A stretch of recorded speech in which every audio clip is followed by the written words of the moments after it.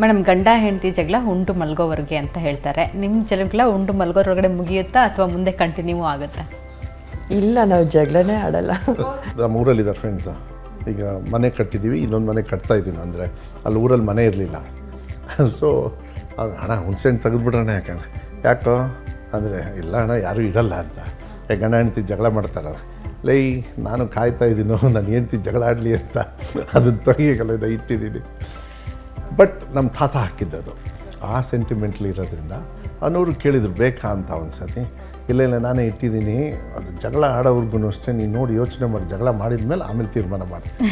Okay, ನೀವೇನು ಹೇಳಿದ್ರಿ madam ಅದಕ್ಕೆ? ಇಲ್ಲ, ನನಗೇನಂದರೆ ಹುಣ್ಸೆಹಣ್ಣು ಮರ ಅದಕ್ಕೆ ಜಗಳ ಅದಕ್ಕೆ ಅದಕ್ಕೆಲ್ಲ ನಾನು ಇದು ಮಾಡಲ್ಲ.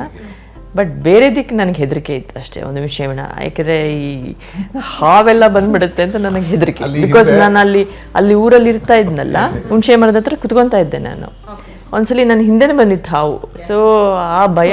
ಆಮೇಲೆ ಇನ್ನೊಂದ್ಸಲಿ ಮರದ ಮೇಲೆ ಇತ್ತು ಹಾವು, ನಾಗರ ಹಾವು. ಸೊ ಏನಕ್ಕೂ ಹಿಂಗೆ ನೋಡಿದ್ಮೇಲೆ ಹಾವು, ಅದು ನನಗೆ ಒಂದು ಹೆದರಿಕೆ ಅಷ್ಟೇ. ಏನಾದರೂ ಮನೆ ಒಳಗಡೆ ಬಂದುಬಿಟ್ರೆ ಅಂತ ಅಷ್ಟೇ, ಇನ್ನೇನಿಲ್ಲ. ಬಂಗಾರಪ್ಪನವರ ಯಾವ ಒಂದು ಗುಣ ಯಜಮಾನರು ಕಲಿಬೇಕಿತ್ತು ಇನ್ನೂ ಕೂಡ ಅಂತ ಅನಿಸುತ್ತೆ ನಿಮಗೆ? ಸ್ವಲ್ಪ ಏನಾಗುತ್ತೆ ಅಂದರೆ ಟೈಮ್ ಇದು ಅಷ್ಟೇ. ಫಾರ್ ಎಕ್ಸಾಂಪಲ್ ನಿಮಗೆ 8 ಗಂಟೆಗೆ ಬನ್ನಿ ಅಂತ ಹೇಳಿರ್ತಾರೆ, 9 ಗಂಟೆಗೆ ಮಾಡಿಬಿಡ್ತಾರೆ. ಬಟ್ ಮಾಮ ಅವ್ರು ಹಂಗಲ್ಲ, 8 ಅಂದರೆ 8 ಗಂಟೆ ಪಕ್ಕ. ನಮ್ಮ ತಂದೆಯವರಿಂದ ಕಲಿಯೋದು ಅವರು ಹೇಳಲಿಲ್ಲ ಅಂದ್ರೂ ನಮಗೆ ಸ್ಟ್ರೈಟಾಗಿ ಹೇಳೋರು. ಅನುವ್ರಿಗೆ ನಮ್ಮ ತಂದೆಯವ್ರು ಹೇಳಿಲ್ಲ, ಬಟ್ ನನಗೆ ಹೇಳೋರು. ನೋಡಿ ಎಲ್ಲೇ ಇದ್ರೂ ಫೋನ್ ಮಾಡಬೇಕು. ಸುಮ್ಮನೆ ಬೇರೆ ಏನಕ್ಕೋ ಕೆಲಸಕ್ಕೆ ಫೋನ್ ಮಾಡಿದ್ರು.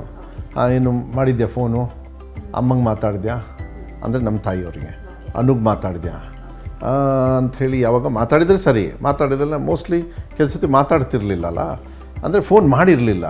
ನೋ ಹಾಗಲ್ಲ, ಬೆಳಗ್ಗೆ ಸಾಯಂಕಾಲ ಇಲ್ಲ ಒಂದು ಸತಿನಾರು ನೀವು ಅದು ಫಸ್ಟ್ ಅಭ್ಯಾಸ ಇಟ್ಕೊಳ್ಳಿ. ಕಾಯ್ತಾ ಇರ್ತಾರೆ, ಕೇಳಲ್ಲ ಅವರು.